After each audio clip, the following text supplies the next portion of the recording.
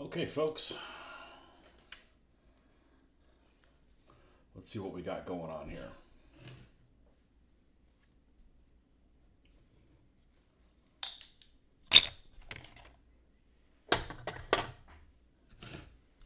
All right, so I've got this little container. I'm gonna go ahead and put these things in here that are pretty much ready to be sprayed.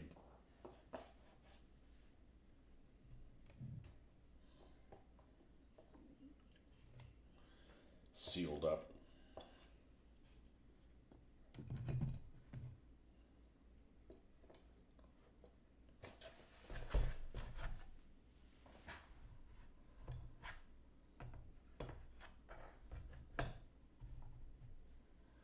And the T-70.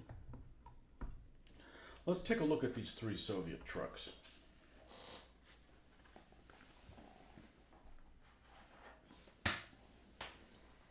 I think there's one thing I need to do to all of them.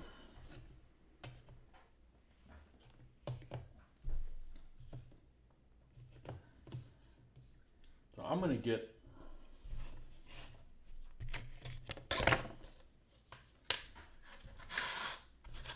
this right here. Let's move this stuff off to the side.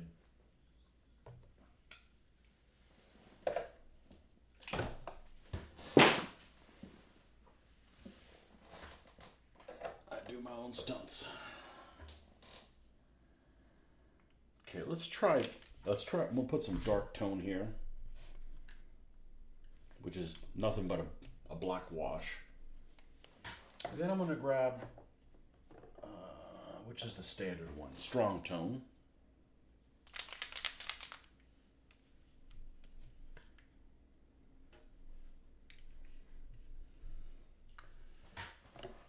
And then I'm going to grab light tone.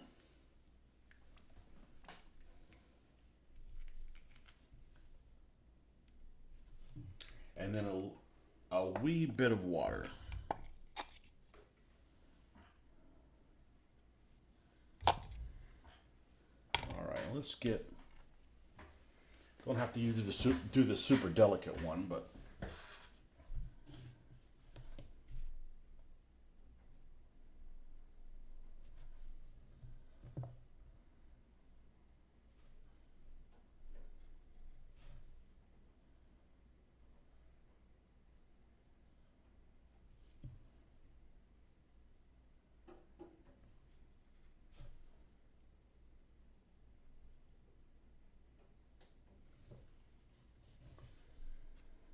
just getting into the corners here and add some shadows into these corners.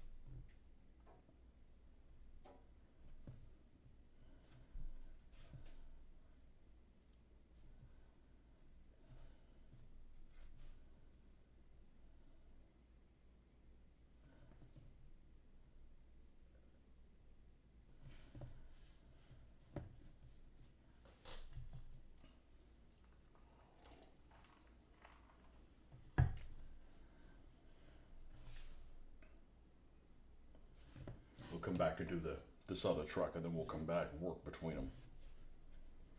Just needs a little bit more depth.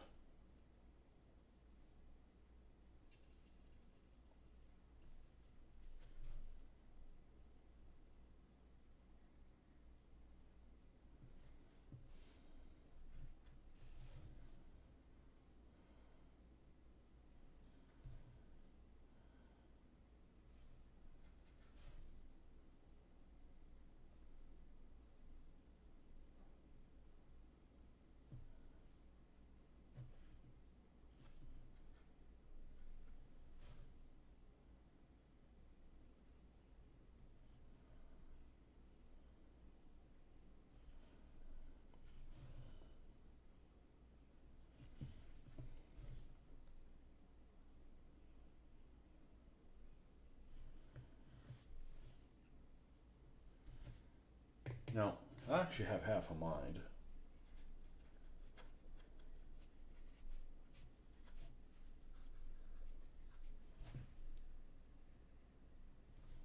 Let's do that. Let's cover this, the ground level here, with something that's a little, got too wet on me. I had that too close to it, but let's just add like a brown filter on top of this.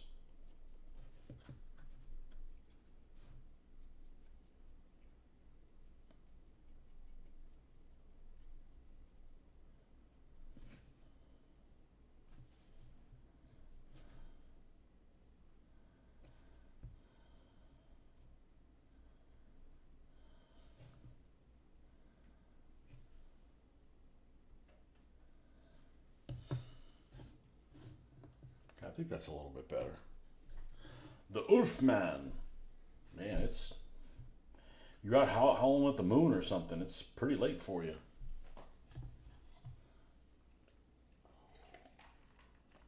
So, how is it? How's the Ghosts of Canai, whatever the hell it's called? Gates of Hell. Ghosts of Canai. Oh, that's actually a really good book. If you ever get a chance to read that book, that's a good book. Gates of Hell.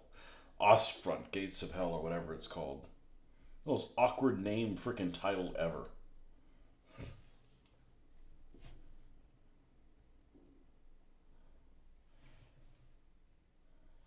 Awkwardly named book.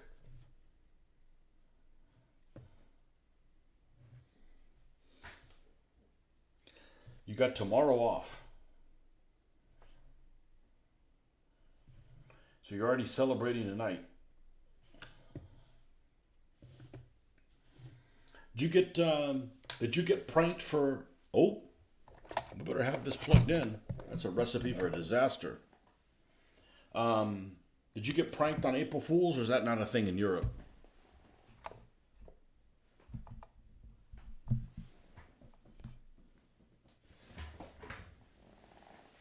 Okay, where's the other part of the cord? Oh, joke's on me, it is plugged in. Man. Somebody ain't right today. That would be me.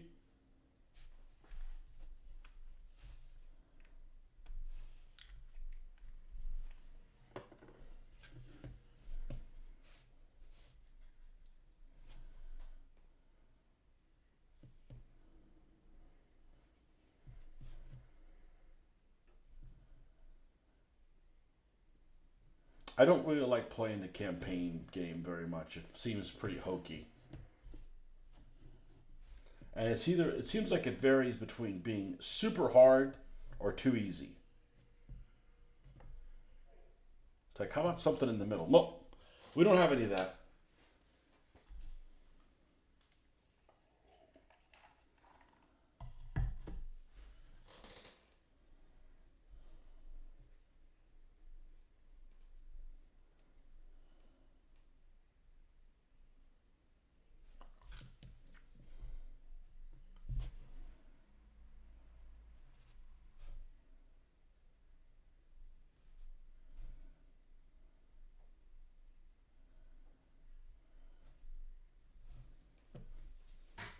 Still haven't booted it up. Spent this afternoon measuring these 1/72nd scale vehicles and trying to figure out where the measurements went wrong.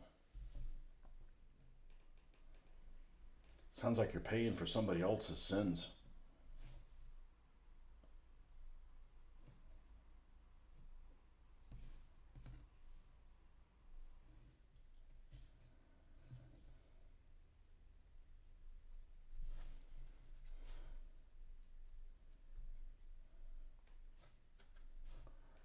I'm gonna paint the inside of this that color also. Like it had some dirty feed or something in there.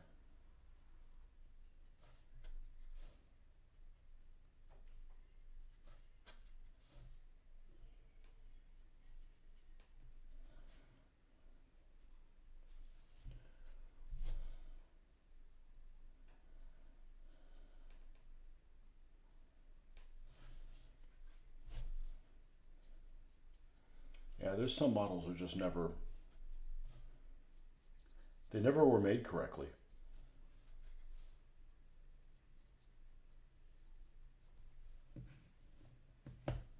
So there's this model show that's happening the same weekend that my game convention's at. I think what I'm going to do is, I think I'm going to go to the game convention for one day, spend the night there, and then drive to because they're in two different towns, two different cities, and then drive to the model show. And no, I'm not going to compete in a model show. I have no interest in competing in a model show. Like, first of all, you're like buying your own awards because like they charge you money to enter. And what am I going to do with those awards? I got so many DBA awards, I don't have a single one of them up.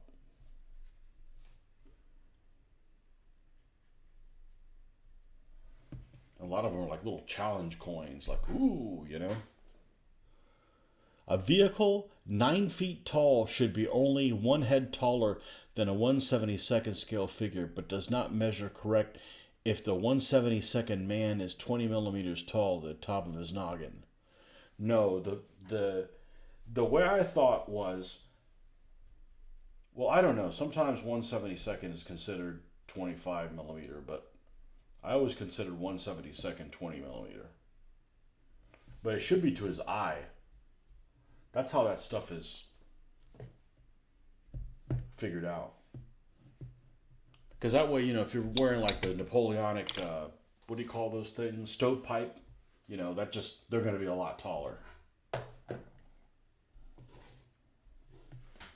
All right, we're going to let that dry, but we're going to get this out of here. Let me clear our desk space here. Let me condense this a little bit more.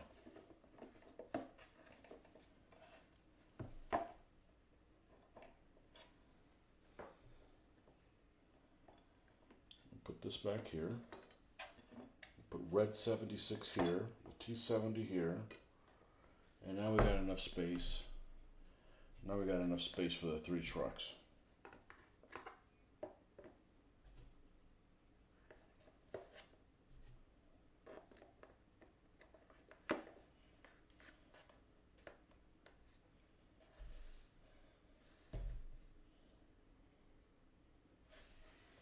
Okay. So these are off to the spray booth.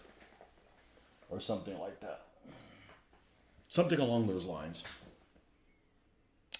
I haven't the pic at hand, but I found a picture of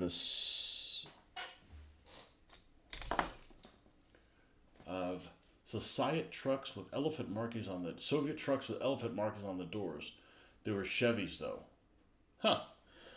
Well, some of those tank cores eventually had like elephants and bears, and they had some animals. I mean, they were just in white, but they still had the silhouette of certain animals. That's the only ones I can think of right now.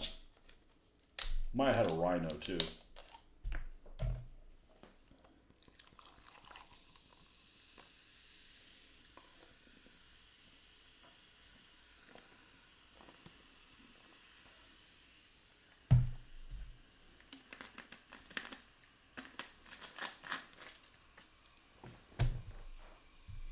Well, of those 40 style trucks, some of the best looking ones are Studebakers. I like the way they look. I like the way those Dodge ambulances look too. The front of them, they just look, they're rounded, but they're like a nice rounded.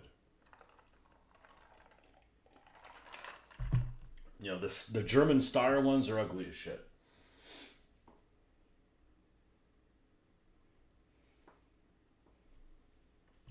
Yeah, those bear things, they show up too late. They show up like, it seems like after destruction of Army Group Center. So like late 44 till the end of the war. All right. So I think where we were at before we had to stop yesterday morning is we were getting ready to rustify Akinani.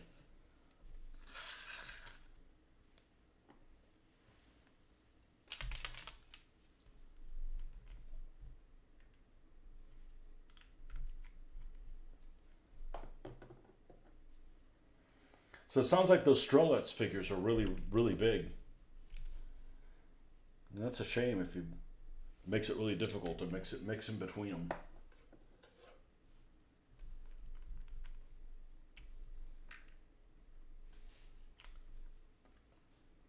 Little Lock and Annie.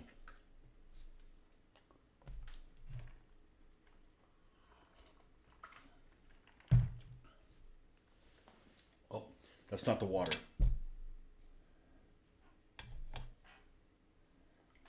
This is not the water you're looking for.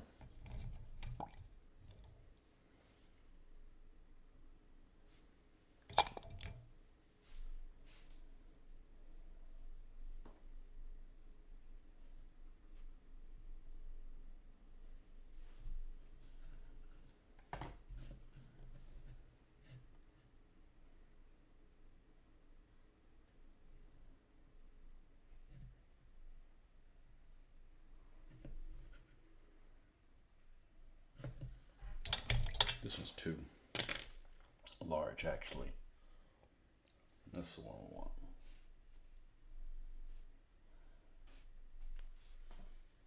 Extrelets might be a tad chunky, but fairly normal for it. I need to dig out those Aussies I have in deep storage and see how they compare.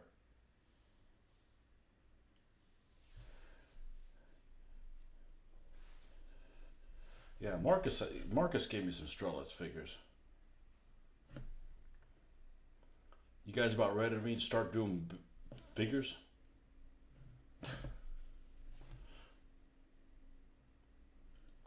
Been a while since I've done some.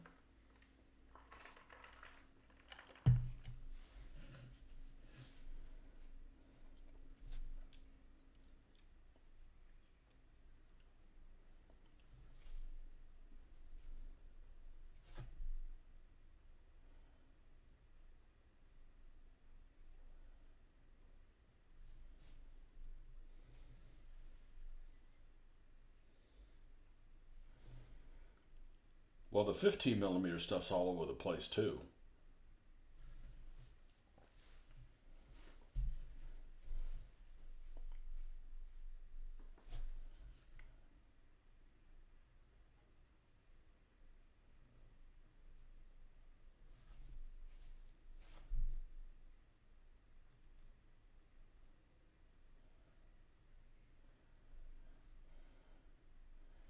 I'm really kind of disappointed that I couldn't use that Martyr 3H painted gray.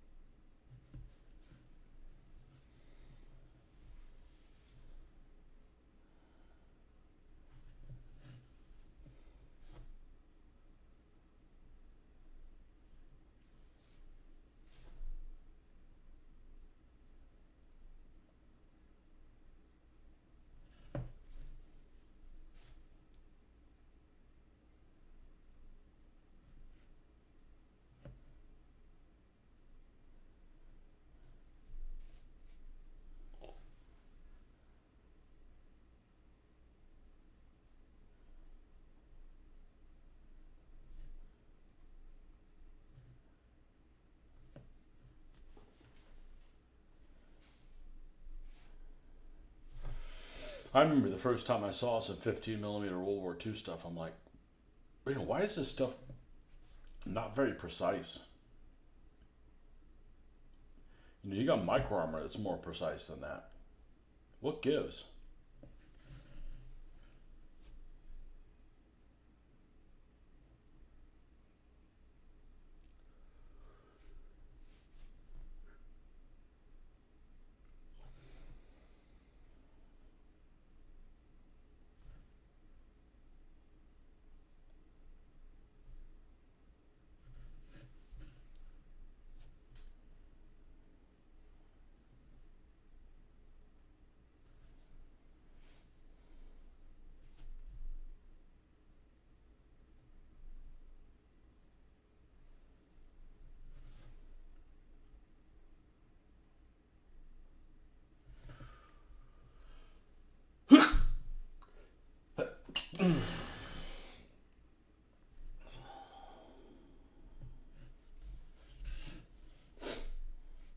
Not a whole lot of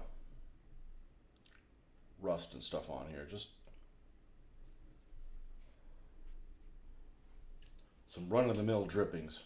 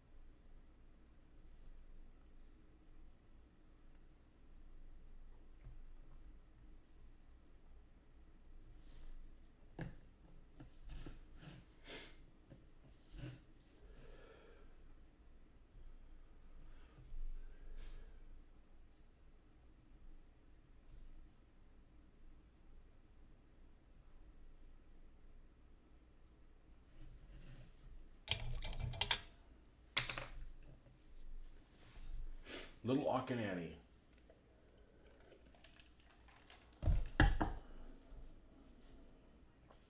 Now, what are the odds that I got a base down here?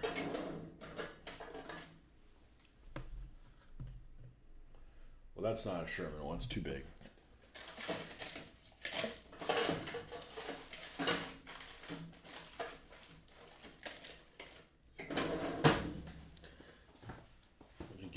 Let me get my Sherman squadron signal book.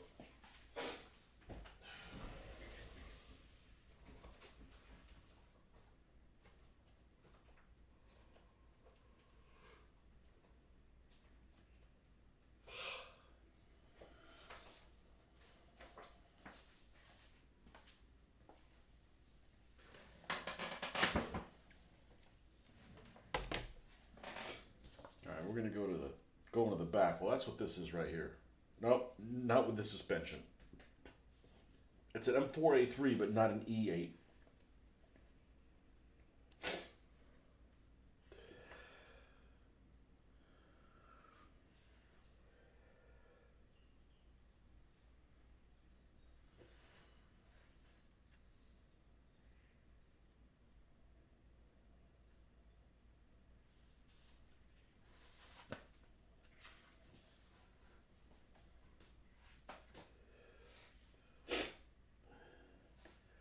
Yeah, this is the turret that it has.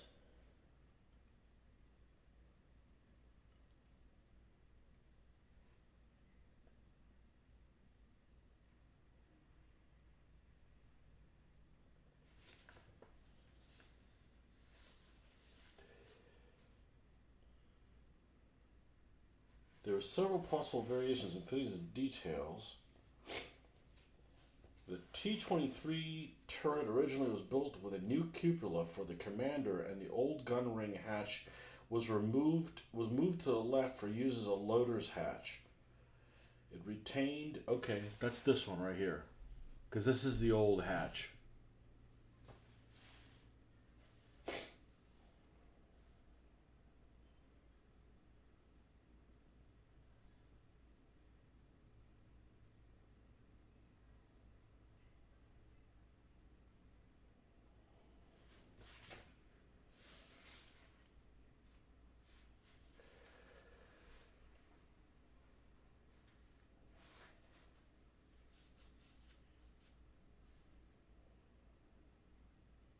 One factory began producing HVSS equipped vehicles in August 44, while the second plant continued making VVSS fitted M4A3s through December 44. So that's what this would be. This would be a VVSS M4A3.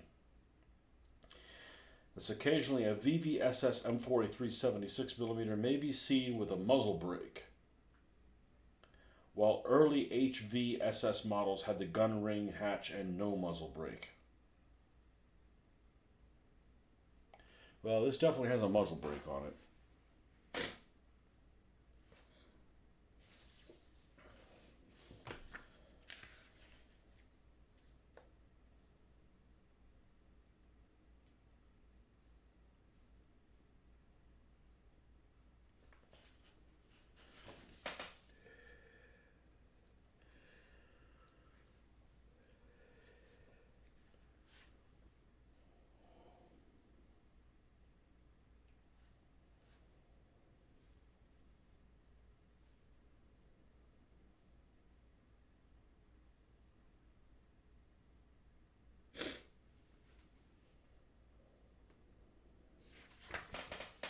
All right. Oh, what I came down here to do. We got to drill the antenna for the roof.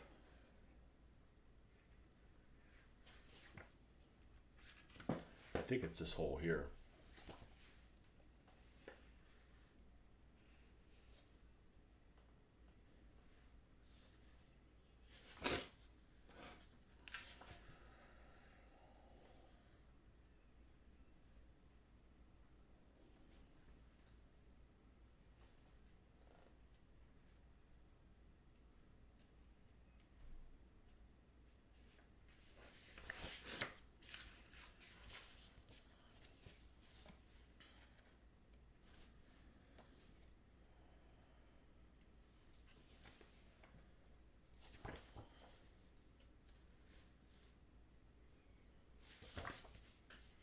How tall is it?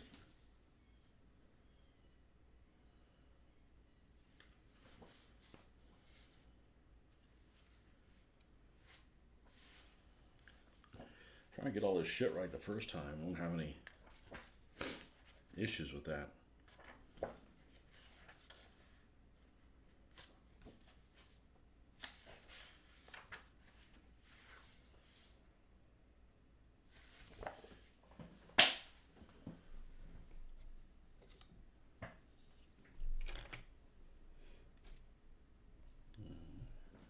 Not that one.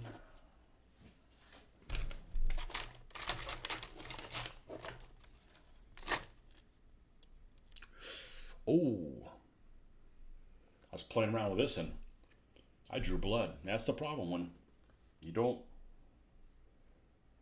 file this completely. I grabbed it the wrong way. Let's see if this is about the right height it needs to be. Yeah, that'll work.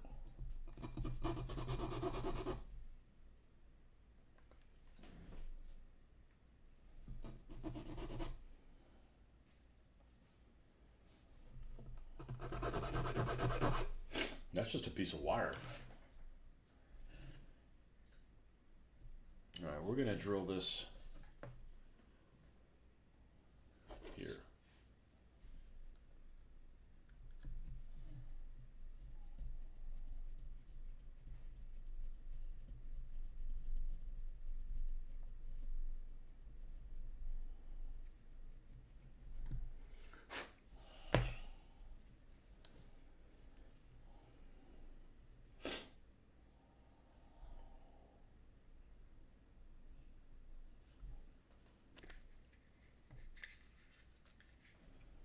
Man, it's a slow night.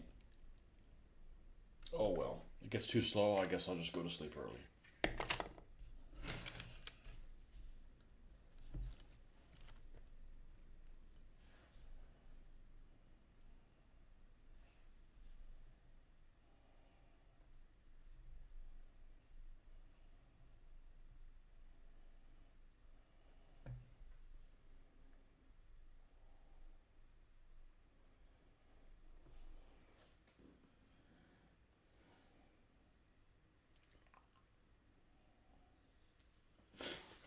All right.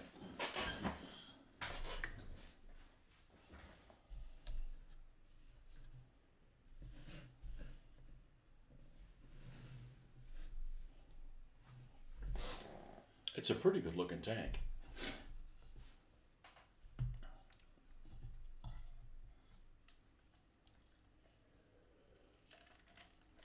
I don't know if the gun's the right length. It seems like it's awful long.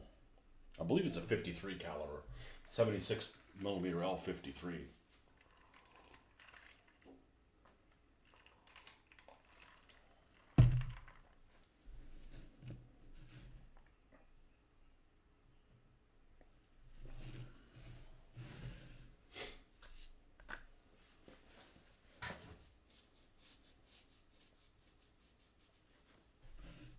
We did put a machine gun for that, okay.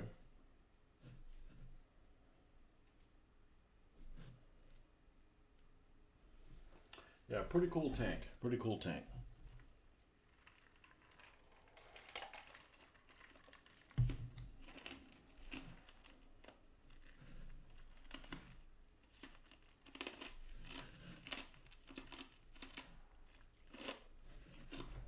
Now,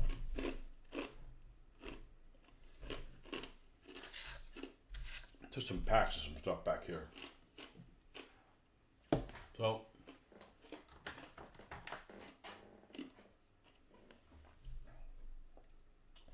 this is called US Olive Drab, even though it doesn't mean anything.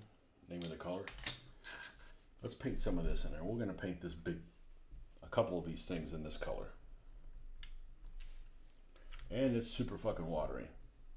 Oh, I thought it was greener than this. I'm not going to use that. It's like the same color as it was before. I thought this was more green.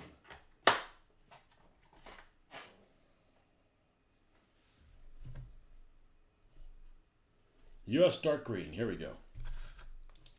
This looks like the color of an M43 uniform is. That's my favorite looking American uniform, is the M43.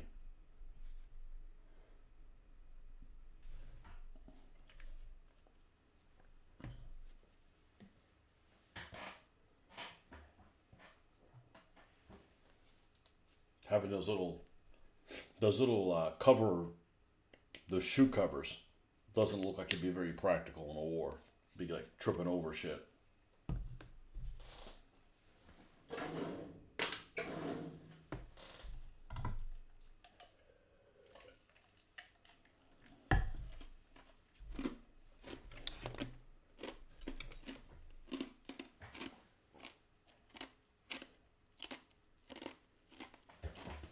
Yeah, there are two, but that's assuming that they got picked correctly by the manufacturer. There was the original olive drab color that Vallejo made, what used to be called brown violet. Brown violet, and this isn't it. This is like the one they would use in Vietnam, which is really, really brown. And the new olive drab is another one that they use, which is basically the color that the uniform the vehicles were painted at that show, which is a more green. It's not like bright green, but it's more green than this. Yeah, here you go. Here's the difference between these two. Where's my phone?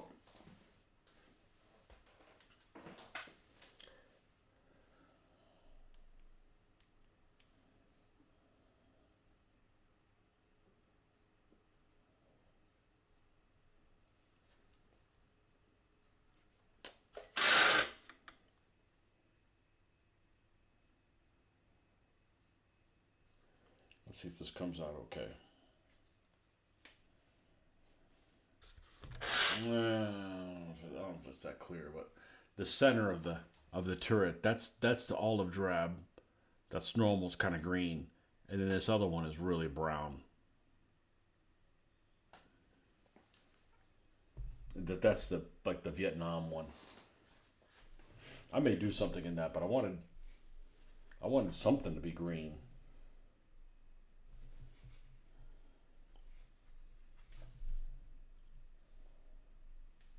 So you got a 3-day weekend, huh?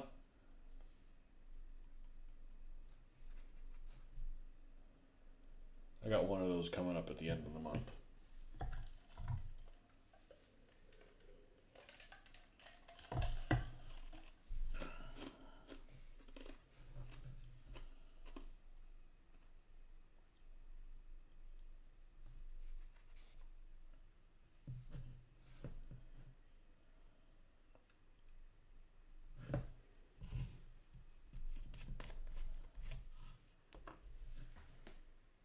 There's several Dunkelgelbs too. There's one that came out really late in the war. That's more of a pale white, pale beige.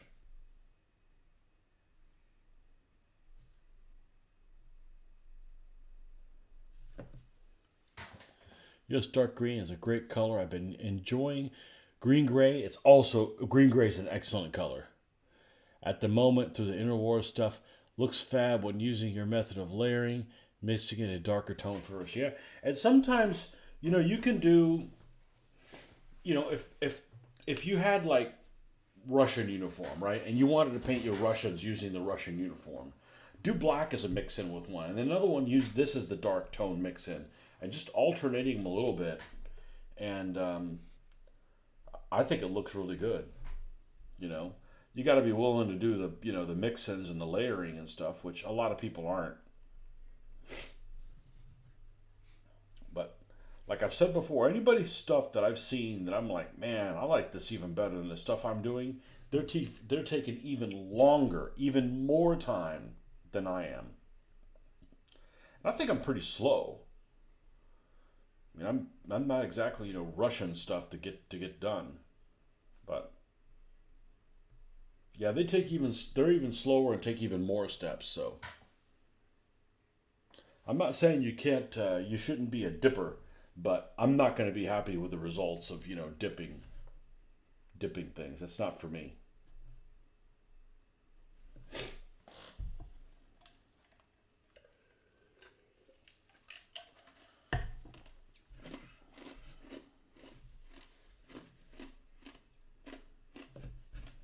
Let's just do one at a time.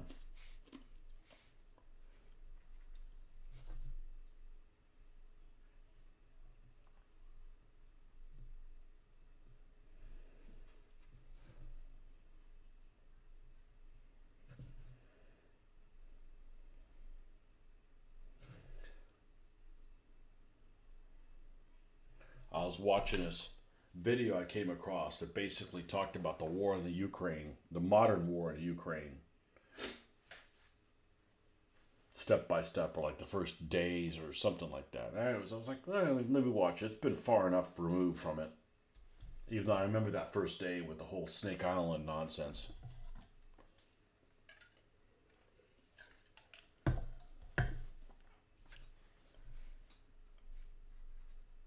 But I was watching that. I was watching that video, and hell,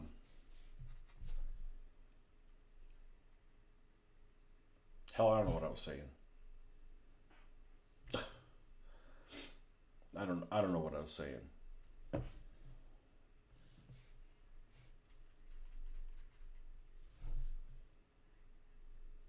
Somebody had made some kind of a comment like,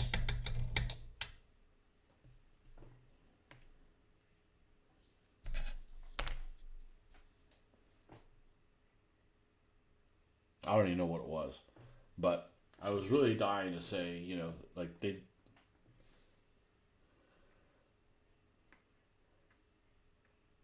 what was it? What was it that they put on there? Oh, I could probably find it. It was a, it was an interesting comment. It was an interesting video.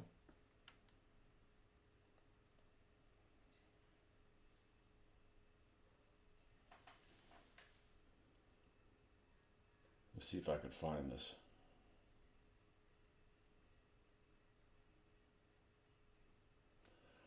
Um,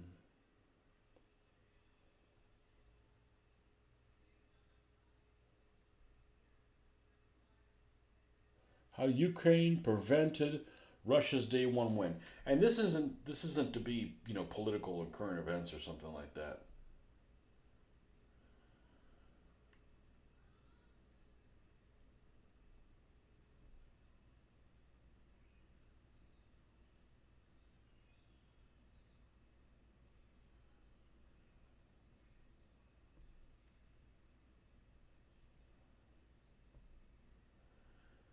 Oh, somebody's comment. At first, lots of people were doubtful about supporting Ukraine. Now everybody recognizes its merit. I think it's kind of been the opposite. I think more people were.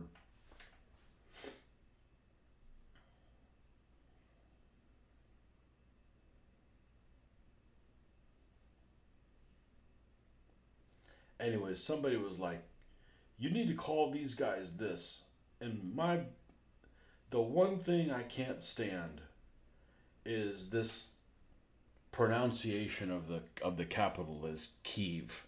I cannot stand that. It doesn't mean I'm pro one side or the other.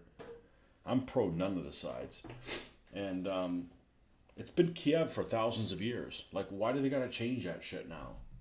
You know, well, they're running out. They don't want to. They want to spend the money on the vowels.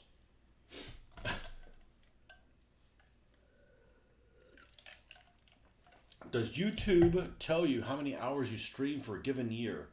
Consider your vehicle pool. You're very prolific, even when taking your time to add that extra touch. Yeah, you just. I think what I've been pretty successful in is just don't lose momentum, right? Like, I may be hopping around and doing stuff, but let's knock. I mean, I've knocked out a lot of stuff. Now, the bad thing about it is I feel like I need to go back to some of it and make it look better. But I don't think it's anything. It would just be enhancement. It's nothing like, oh, I gotta, we gotta start over. We gotta spray paint the whole thing over again. It's not that. There's all kinds of analytics. Some of them are more interesting to watch than others. Some data is like useful. Some data is not useful at all. I'm kind of a data junkie, but some of the stuff just doesn't mean anything. And to give you an example, if I go on my I'm gonna go on my analytics.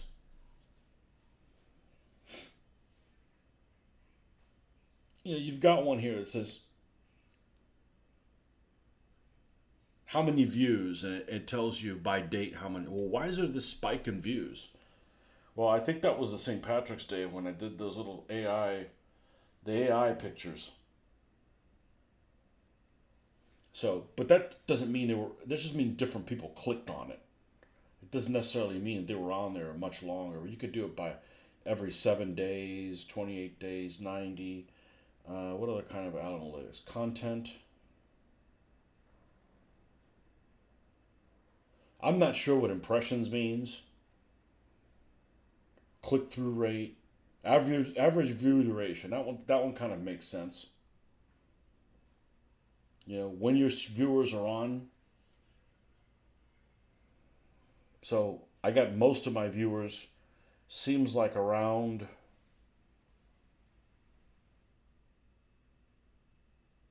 3 p.m. my time, something like that.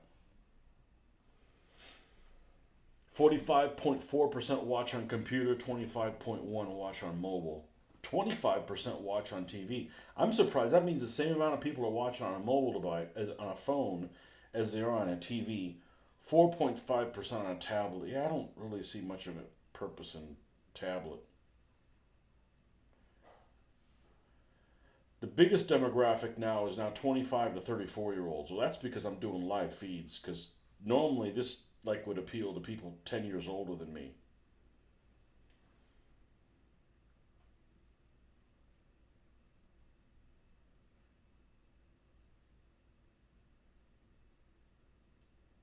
Wow, we got 15% female viewers? Well, they must have clicked by accident. Gone like, look at this nerd burglar playing with his toys.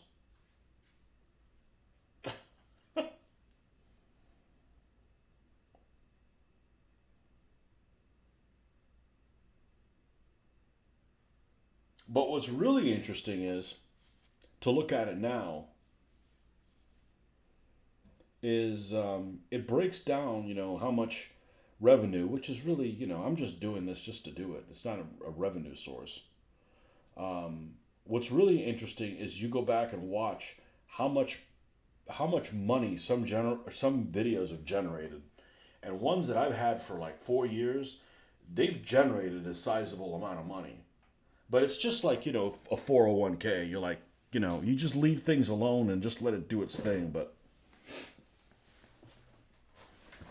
I think one of the old videos generated like $100. Well, after 4 years or whatever, lots of views. Like, it's DBA videos, of course. There won't be any more of those. I won't have any more videos as popular as the DBA videos. But I'm not doing this for the revenue. I'm doing this for, accompaniment. That impression for how many times the thumbnail for the video was seen, like on the homepage and better. Well, you would know better than I do. I honestly don't know. I'm just a stupid person that paints things here. That's not too far from the truth.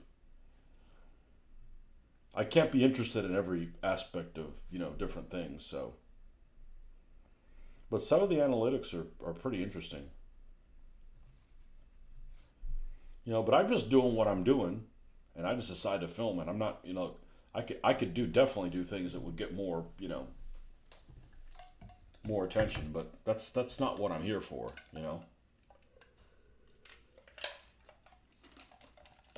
I go back to doing, if I wanted to see a lot of views, I go back to doing DBA, filming games with Mitch, and we have these fake spats just to get people to, like, stage things like wrestling. I don't have time to do that kind of stuff. That's dishonorable, fakey crap. That's what people do online. They get people on their show and they have these fake spats. Get into cat fights and stuff, and people get, like the real world and stuff like that. That guy pulled my hair. That kind of shit.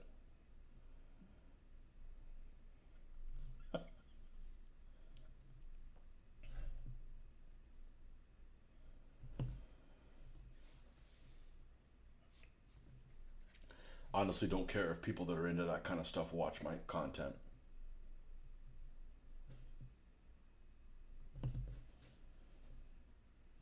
All right, let's go up one little bit more.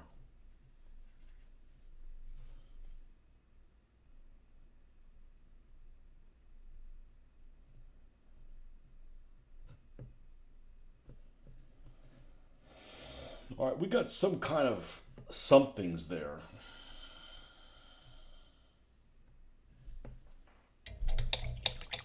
Are we going to do something else in this color? Well, let's do this. Let's take this green. Instead of you darkening it with black, let's darken it with this olive drab.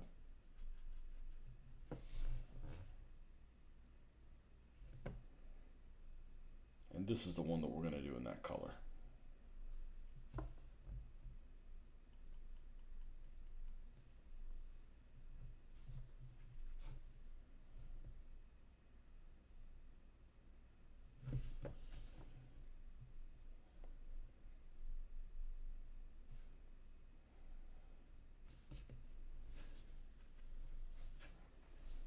You think, oh man, you're making a video and it's paid a couple $100. Yeah, over 4 or 5 years. Like, it's not like a, it's not really a revenue thing. It's just like, well, I did it. I might as well,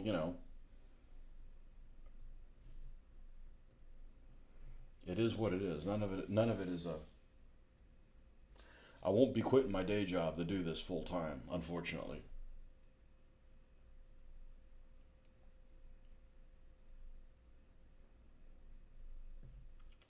Yeah, I might have some good pointers, but my video quality is crap. I'm not a video guy. You can't compare like this to like 3D bot maker or something like that. I mean, that guy spends a ton of time doing, his thing. If that guy lived in Florida instead of California, I would have already reached out to him. I would have reached out to him and said, hey, listen, let me paint some of your buildings for you. I'm thinking because he does a great job with like the filming stuff. It's like he don't have time to paint stuff. I haven't seen his channel in a long time. I love his content. I love his content. It's freaking hilarious. All right, so we got these 2 packs here.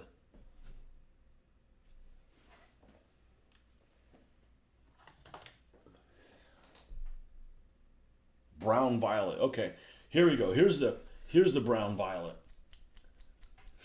Let's put the brown violet here next to this other brown. And it's the brown violet is like this color here.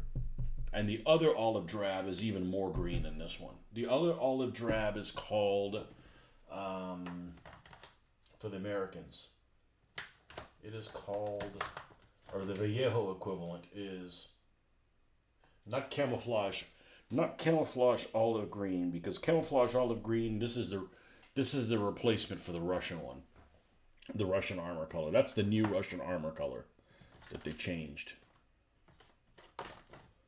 Let's see.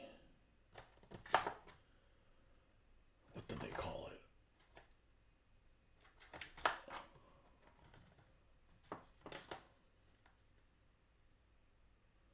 I don't remember what color it was.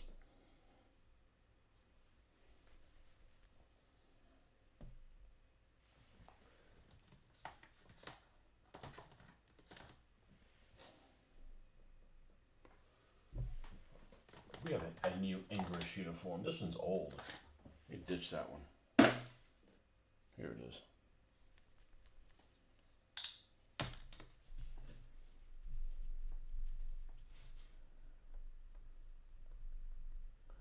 English, do you speak it?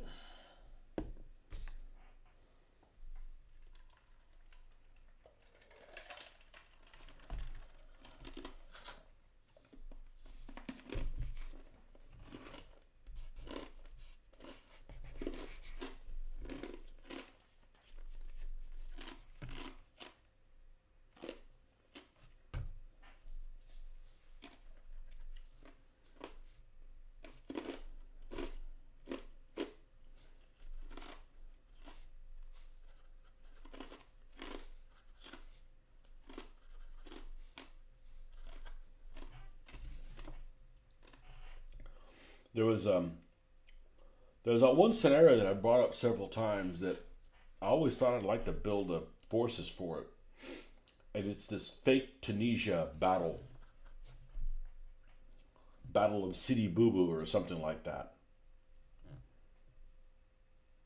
And I found a guy who actually had that scenario on the web.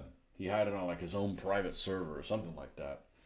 And it's I don't remember what the name of the magazine, the excerpt it is. It's a magazine but from either the 70s or the 80s or something like that. This particular scenario came out of. And it was part of a larger scenario that was called delaying engagements. And there was another scenario when I found this guy's website that had another delaying engagement, and it was at Battle of the Bulge. And I wanted to go look at his website the other day, and it can't be found. So, and it's funny because I actually downloaded it onto my phone. I like saved the file, and when I try to go there, it won't let me into the file. It's really strange. It was an article that I found off of MagWeb.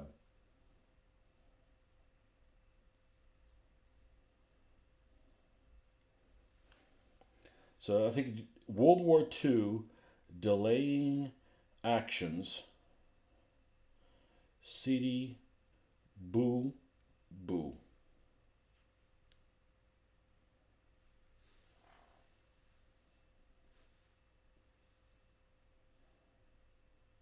And the name of his site.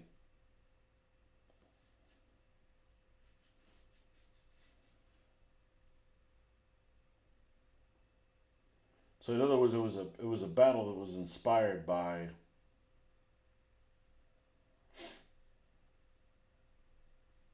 something that happened in real life. To delaying action, Sidi Boubou's war game scenarios. War game.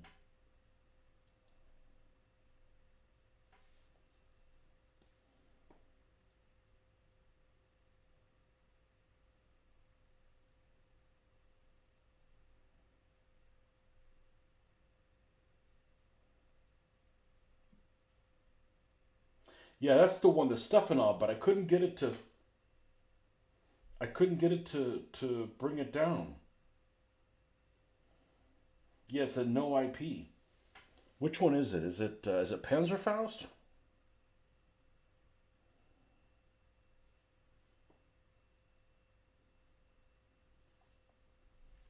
It's a great freaking scenario.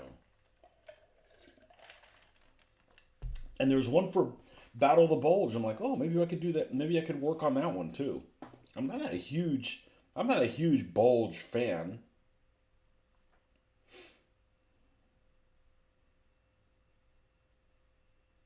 Which one of these is it under? Sample chapters. Maybe sample chapters is where it is. Historical nonfiction period. Let's go to World War II.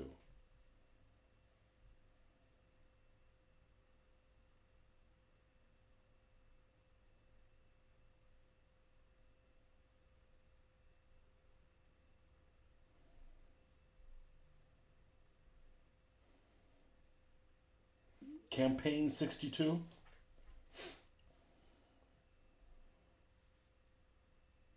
Yeah. So I did one of these, like, I saved the file and then I couldn't open it later. So what I probably should do is I'm going to screenshot this one. I don't want to lose this again because this is like freaking cool. And then let's overlap on the Edgar. Okay, here it is. And if you go down here at the bottom, this delay in action, Battle of Stoumont. I had never seen that one before. I'm going to go ahead and screenshot this.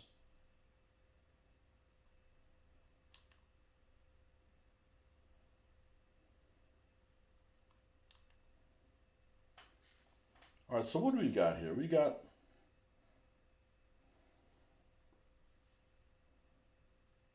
so you have this map that has one house. Well, that's easy to do. I can come up with a one house. Woods. I don't know what it's supposed to be. Probably 4x8. Situation is based on the experiences of Kampfgruppe Piper during the Battle of the Bulge. Designed for initiating inexperienced players in the value of infantry when well handled and how misleading numbers can be engaging strength.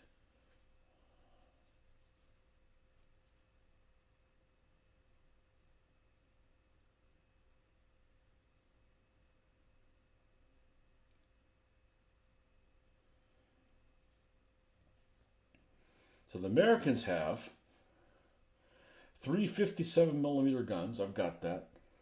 3 half tracks of 50 calibers. A Jeep carrying an officer with an NCO, a driver with rifle. Okay, I have all that shit. I don't have the 57s painted, but I have them.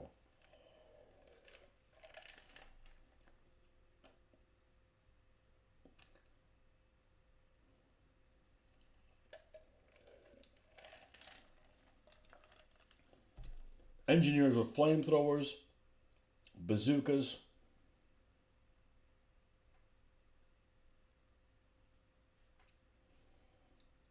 All right, what the hell do the Germans have? A King Tiger, a 251 half track, an unarmored half track.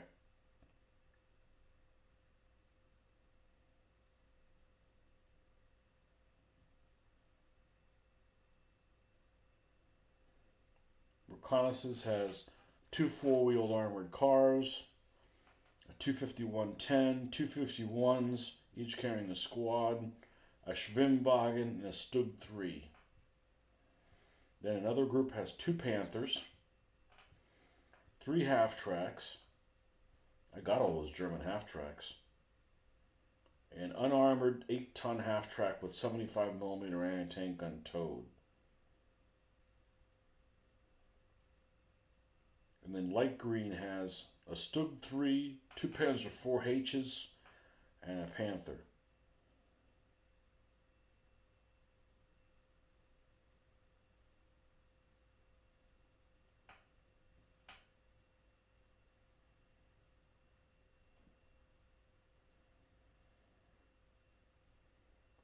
Set up anywhere except within 1 foot of the east edge of the board on both sides. However, the engineer squad must be kept together in one area. Each infantry squad must be deployed as a unit, not broken up. Mines, booby traps, whatever. Okay.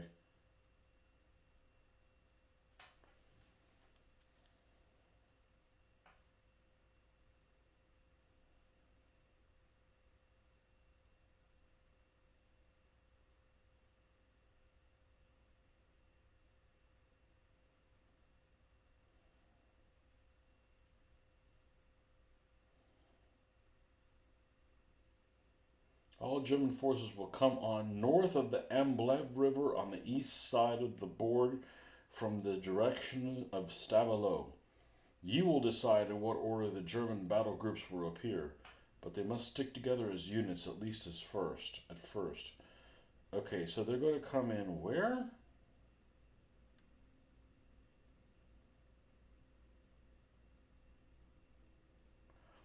Come on north of the Amblev River on the eastern edge of the board from the direction of Stavelot. Okay, Stavelot, east, north of the Amblev River. Okay, so they're all going to be coming in up here on the map, all the way on this side. You have impassable terrain, a shed. You know, this just gives you some kind of inspiration.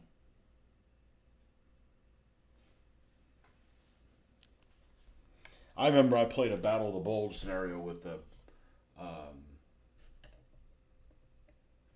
spearhead rules, 1 to 5 scale rules. And I'm like, all right, everybody wanted to be Germans because there was King Tigers and stuff out there. And I'm like, thank you for sending me that. I don't know why it's so elusive, but I actually subscribed to MagWeb for like a year or something like that, way back when, and it closed down.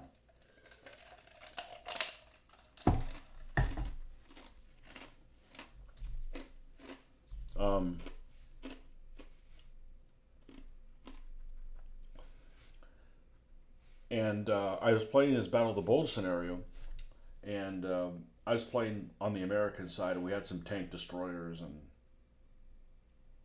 and stuff like that. We basically had to find a way to deal with the King Tigers. They didn't have a whole lot of King Tigers, but they did have some, along with Panthers and so forth.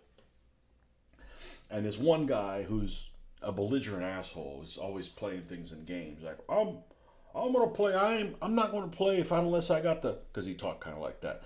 I'm not gonna play unless I get the King Tigers. Which to me, if I'm running a game and somebody has that attitude, I'm like, you get to play, but you get to play anything but King Tigers. Sorry, pal, you're not gonna have that attitude. But I guess the other players didn't want to.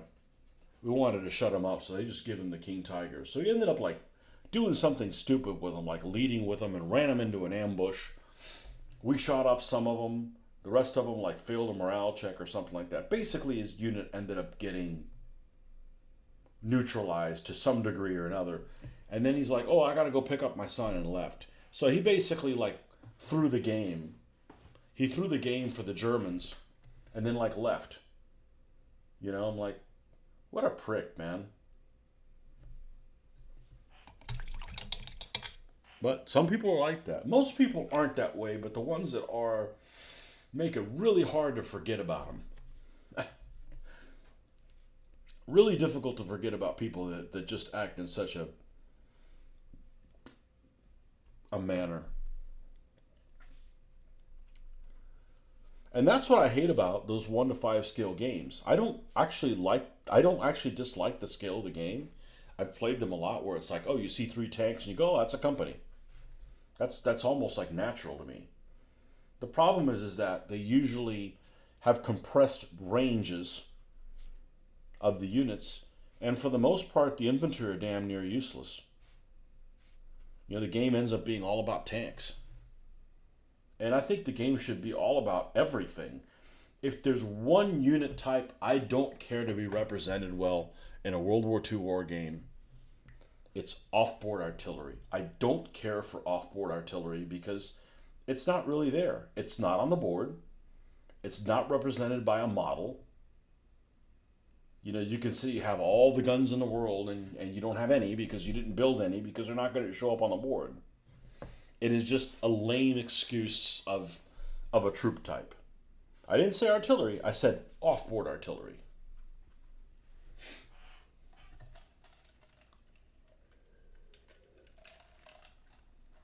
And it's kind of like, dumb. Because it's not represented.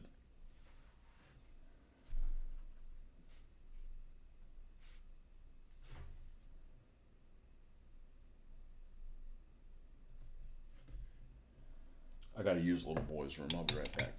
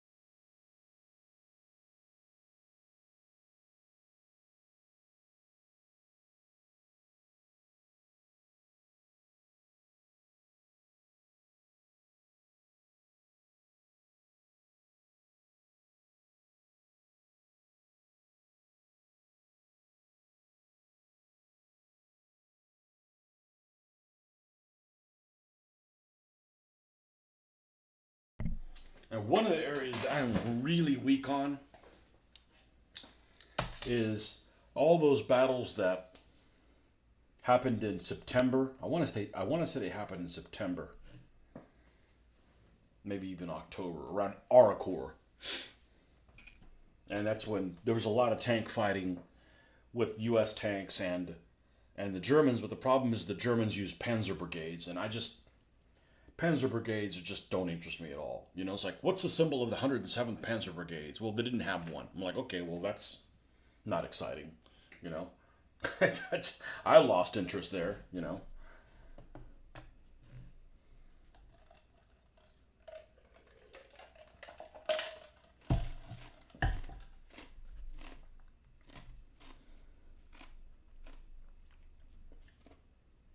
You just can't get that modeler aspect out of it for me.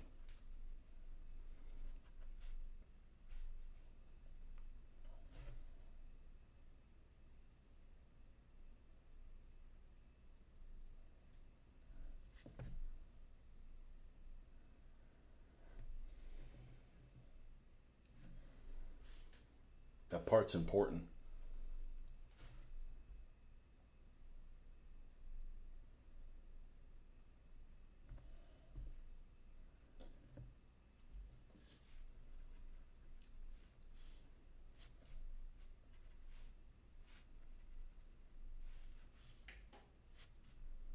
Let's lighten this up quite a bit and see if we can get in here and paint these straps.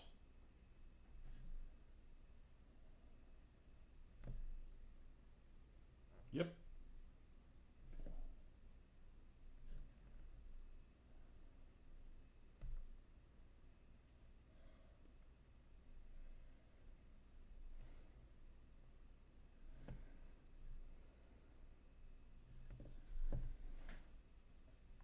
All right, what do we got here? Just trying to figure out what is this, all this details that are cobbled on here.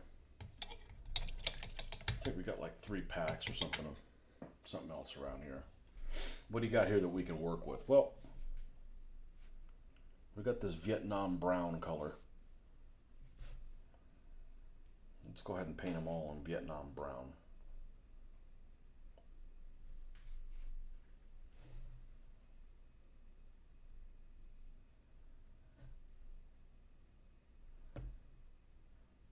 I remember many years ago, there was lots of people that were interested in doing Vietnam fighting. I just don't really interested in it. It's got nothing to do with like, oh, it's because you guys got your butts kicked. I say, well, I was gonna say my people weren't over here, but that's no, actually they were. Just I'm not a fan of asymmetrical warfare. You know, and there's like none of like the American vehicles. I'm like really. I mean, Sheridan's a cool looking tank, but M48s are ugly. M48s are really ugly. M47s are cool, but M48s are ugly.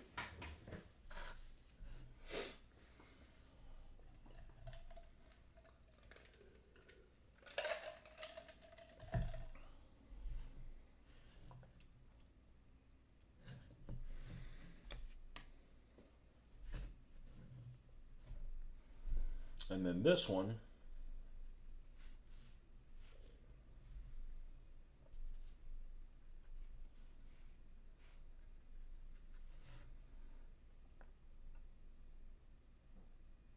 I'm gonna do this one in a darker color here.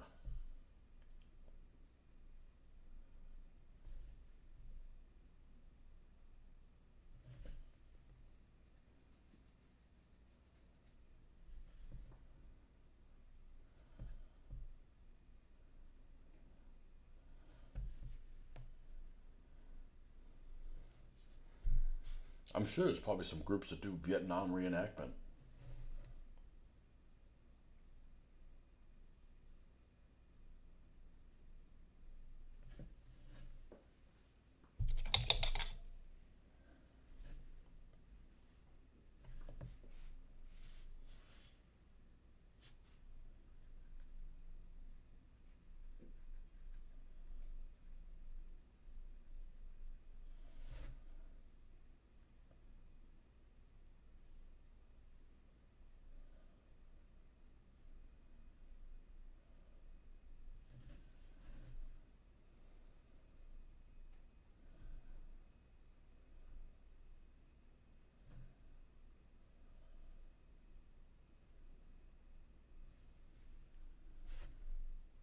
tried to watch. Wasn't there like an Australian Vietnam movie recently? I just couldn't get into it. I don't think I'm making that up.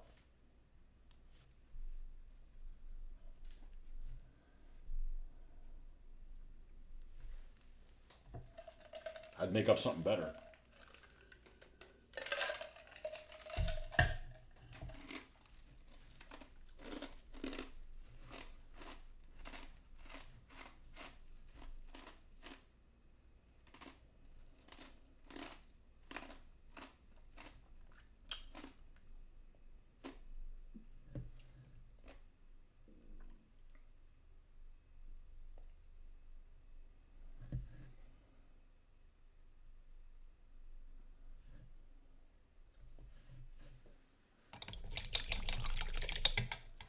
There's who is it? Is it Miniature Tanks Company?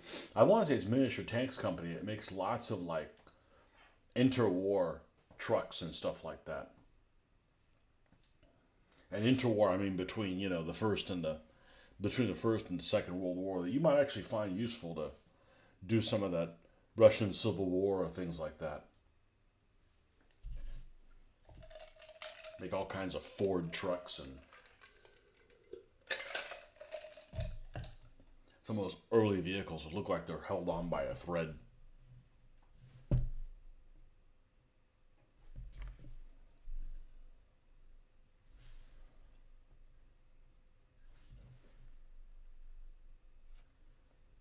Don't seem like they'd be very durable in a combat zone.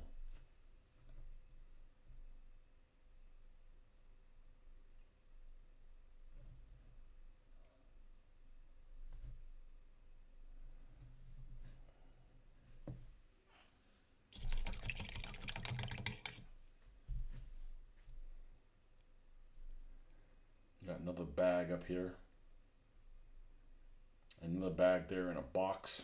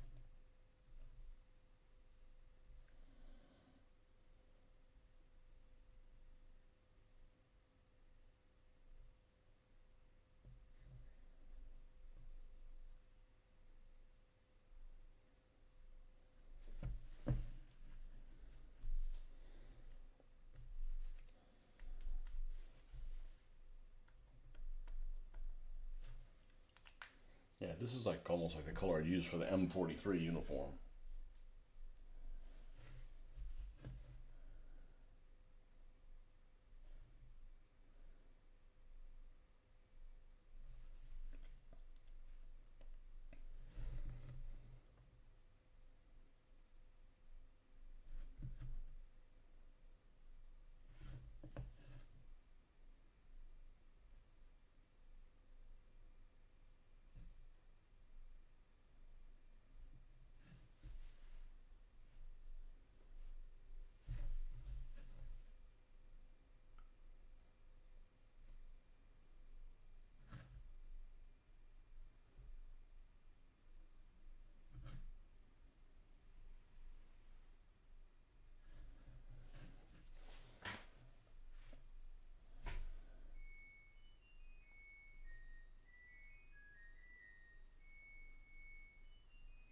God, it's loud as shit.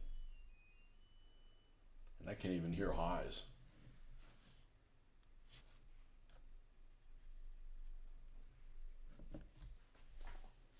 Tritark, man, welcome back, man. How you been? I wonder what an M4 would look like in a modern disruptive camo they use in some NATO armies. Oh, you're talking about like the like the British had this British Army of the Rhine in Berlin type of camouflage. It looked just like little blocks. Like one of the colors I think was actually a brown, like this old school all brown, and like a light gray and a blue gray, and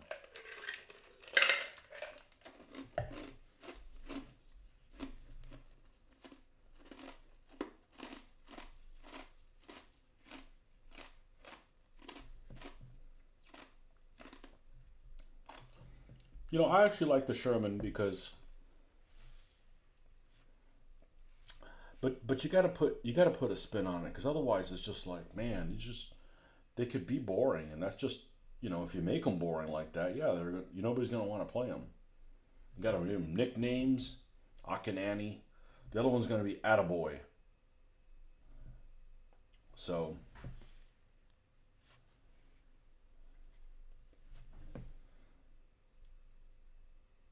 I'd rather not use real names like, oh, that's so and so's tank. Well, you didn't paint it right. That's.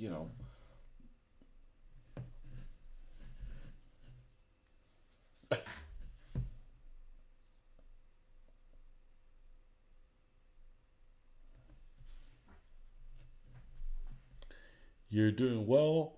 All things considered, allergies are kicking my ass. Yeah, that was the last couple weeks. I'm okay with it this week, but, well, I was on here and I was like, and like, that never had that happen to me, but just another one of those things that goes to shit when you get older. I'd never experienced that before, ever.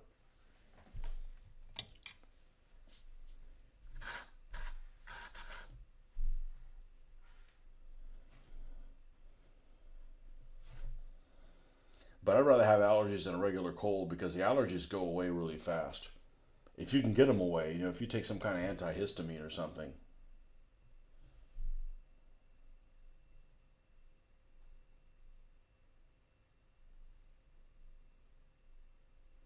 I bet you had a hot day today.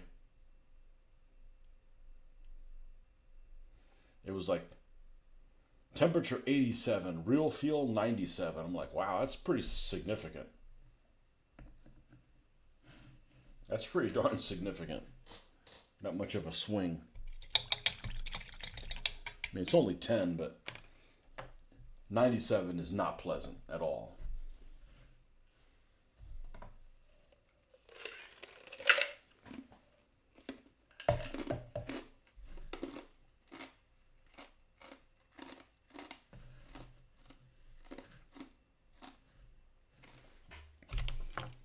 Got this wheel back here that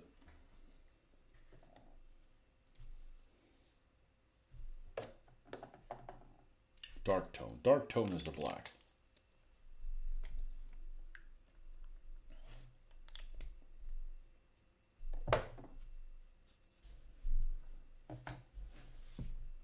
So I am going to actually be on, if I go to that model show, I'm going to be on the lookout for some aircraft. I'd like to make some aircraft crashed on the ground for CD Rosé, but it's going to be mostly like, okay, what's going to find me there? Because I don't really need anything. So with that said, it's going to be harder to tempt me. I'm not going to just buy stuff just to buy stuff. I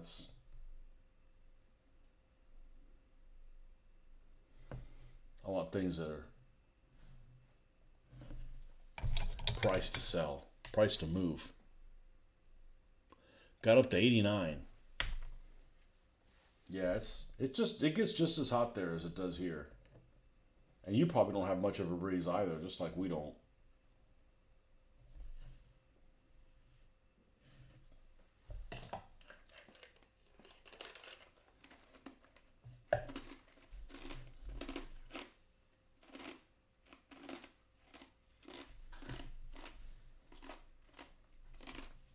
Get a photo shot of this guy.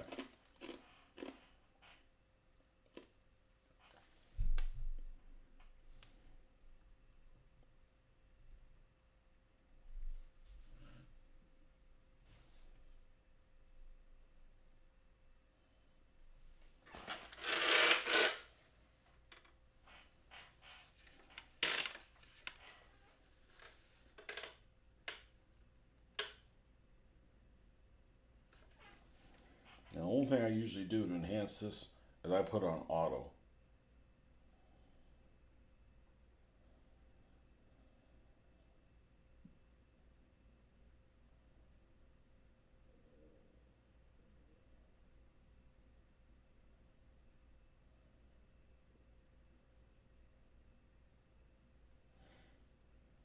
Oh wait, this isn't the latest one.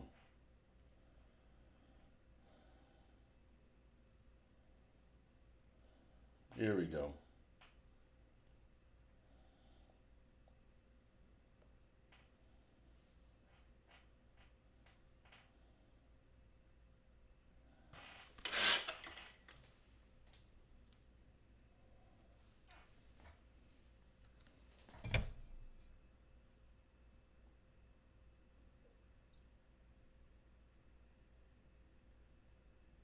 Looks pretty good.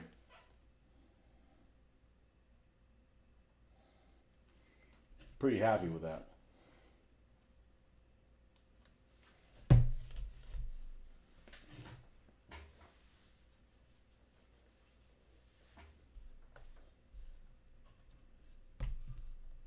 And of course, I think one of the things I'm going to have to do is put both of these guys on a stand.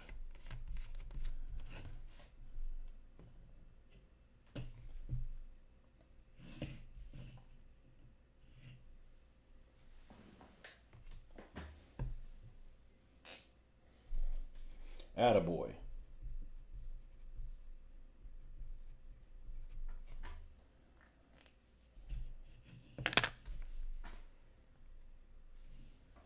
Oh, we just put this away.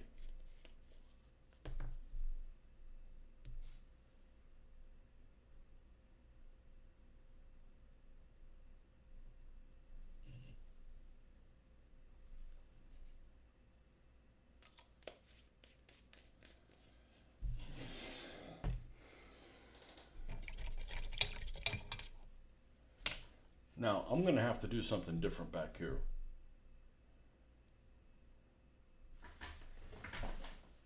Like probably put like a tarp, like half covering over this stuff in the back.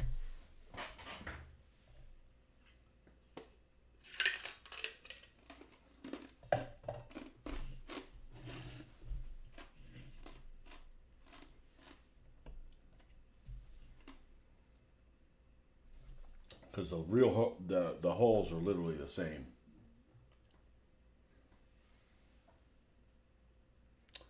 All right, well, we're going to go ahead and call it a night. How long have we been on here? An hour or so?